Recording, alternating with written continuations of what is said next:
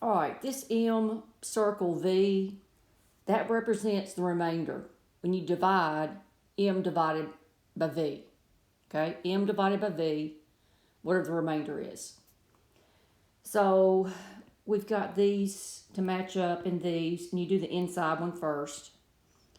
So 33 will go into 98 almost 3 times because 33 times 3 is 99.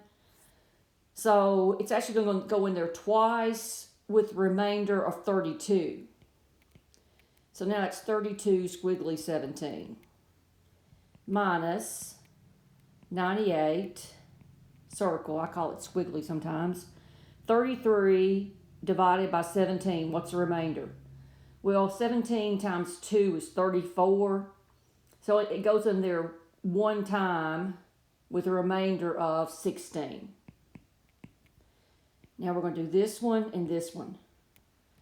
All right, 17 will go into 32 one time with a remainder of 15. Minus, let me see, 98 divided by 16, I think that's 6. 6 times 6 is 36. It's 96 with a remainder of 2. So 15 minus 2, which is 13.